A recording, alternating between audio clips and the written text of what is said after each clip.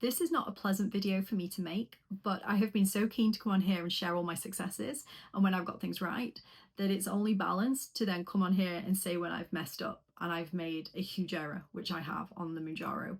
So today I want to talk about what I did, what's happened because of that, and then subsequently talk about why this really matters. Because as much as I'm going to talk about a topic that is out there, I've got a very different take on it.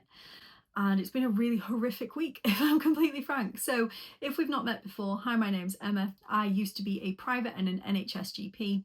I started taking Mounjaro on the 12th of October last year, and I felt amazing the day after I took it. But over the last few weeks in January, things changed. I started to notice that that feeling that I described from the 13th of October, that clear-headedness, that feeling great, was a little bit lesser. Not all the time, but it definitely dipped off. I also noticed that my hunger, whilst I was getting long periods without hunger anymore, when it came, sometimes it was ravenous. And as much as I had energy, I was often finding that my sleep didn't feel satisfying anymore, and I was needing to go to sleep during the day as well. It was just all very strange. And the point at which I thought something's not right here was that I started to get some nausea after I ate, and I've never had side effects from the medication at all. So obviously I thought, well, there must be something else going on. Most people we know have had tummy bugs over the last month or bad viruses. Maybe it was that. And I thought, well, if I was anybody else, I'd question whether or not I was pregnant, but I don't get pregnant. Me and my husband have been trying to conceive for over 10 years. We have never conceived, not once. It's not a very early anything. We have just never conceived in 10 years of trying. I ovulate every month. I have regular cycles. Whilst I do have polycystic ovaries, in appearance, I don't have polycystic ovary syndrome, which is something different.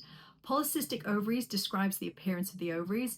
Polycystic ovary syndrome is a metabolic syndrome where you have associated hormonal changes, such as increased androgens, which is kind of increased male hormones, and things like body hair. I don't have any of those things. So years ago, when my husband and I first started trying to have a baby, I was about the same weight I am now, if not a little bit lighter. I was exercising healthy, we just didn't conceive. We went to an IVF clinic. They told us that there was no explanation for our inability to conceive and decided to put us straight into IVF.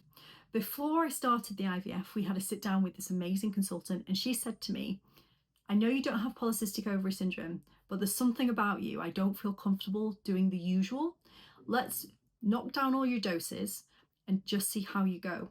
And my body hugely overreacted on the small dose of the IVF medication, which means that I'm in an atypical box. Thank goodness she did that, because if she'd given me the standard dose, which if I'd been seeing some tick box worker who said, oh no, you don't tick those boxes, you should have this, I could have potentially been in an extremely bad state. There's something called hyperstimulation that you can get from IVF.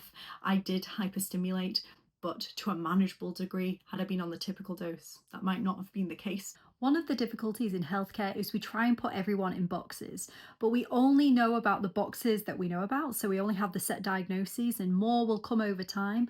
But I knew I didn't fit any particular box at that point. So after our son was born, we got our son from that first round. So I don't regret anything that happened.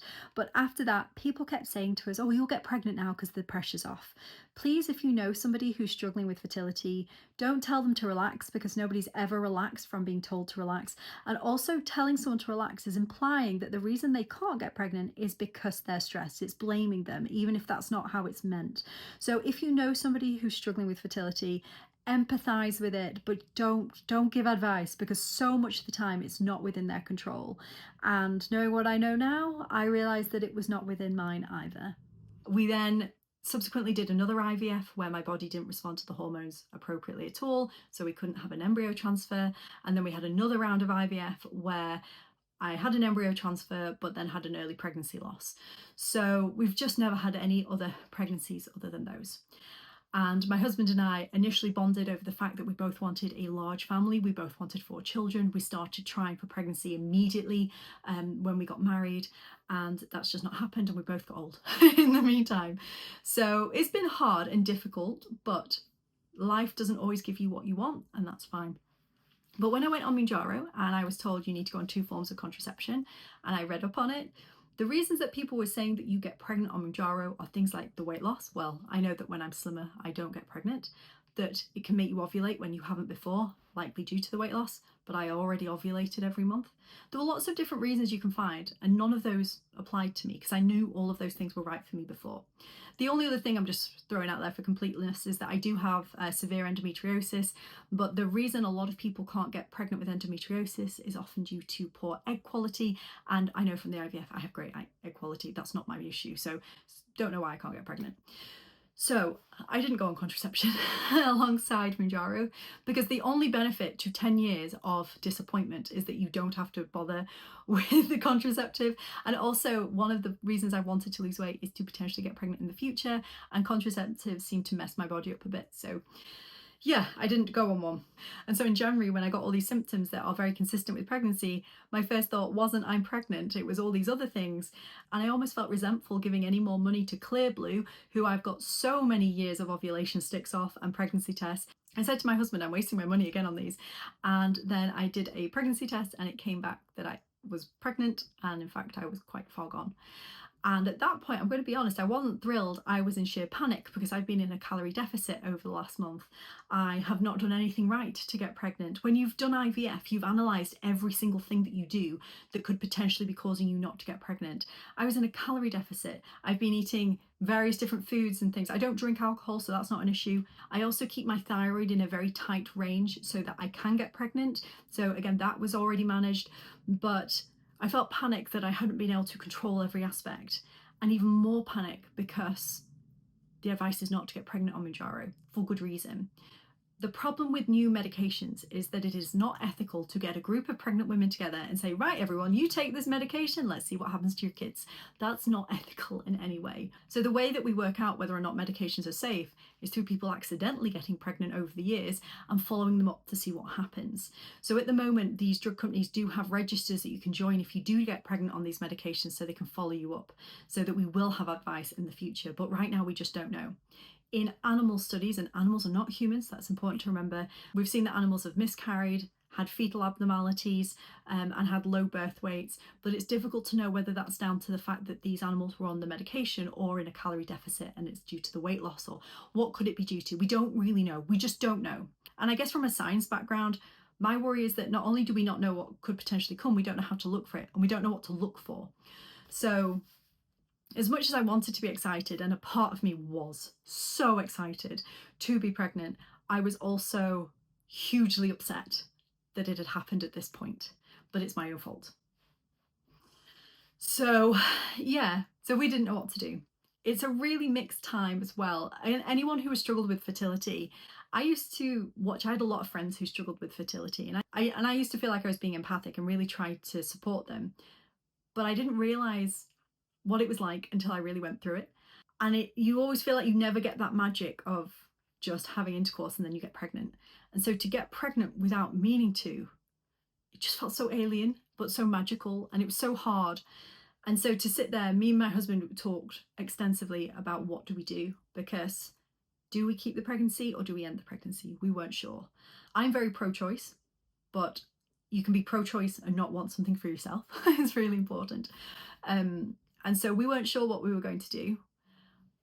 I very much feel like we probably wouldn't have ever come to a conclusion and would have just carried on with the pregnancy. We had a pregnancy loss. So yeah, it's been a very long week.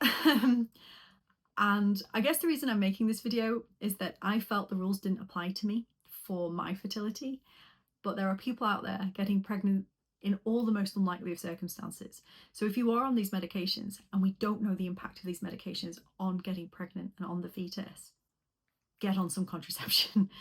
Moving forward, I'm going to go back on the Mounjaro now because I stopped it when I found out I was pregnant. I'm only on the 2.5, so I don't have to wean up or down. It makes no difference whatsoever. Weirdly, this experience has made me much more likely to want to stay on Mounjaro, because I really do feel like it fixes something chemically within me that has not only allowed me to lose weight after a lifetime of trying, but has fixed why I couldn't even get pregnant.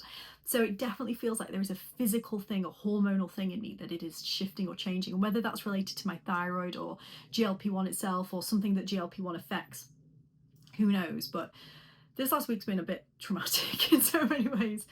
I do think I might turn the comments off on this video because I don't think I'm ready for that, but I wanted to share this as a warning to people on Mounjaro to make sure you're on contraceptive, as unlikely as you might feel it is for you to get pregnant, and to show that nobody's perfect on this.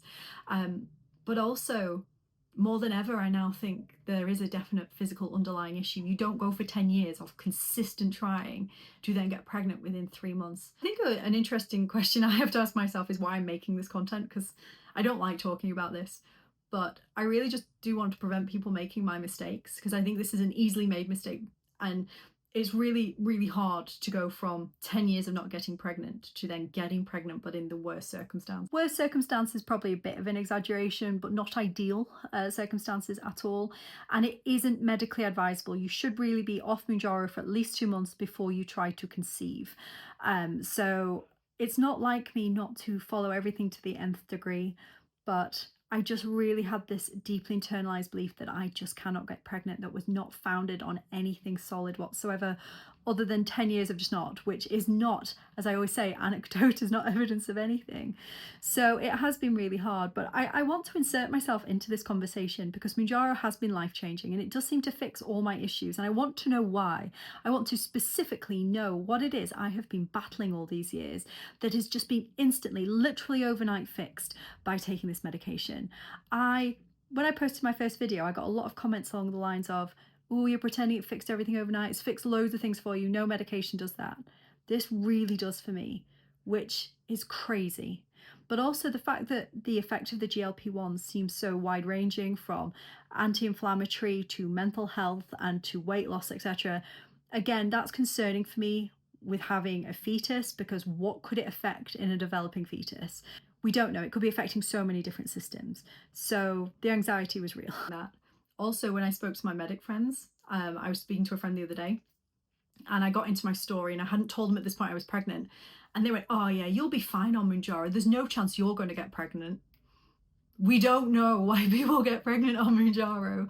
So yeah, that is it for today. Hopefully it's helpful or useful in some way, but it's also quite exciting to know that there's a potential I could get pregnant without IVF in the future, but we'll see.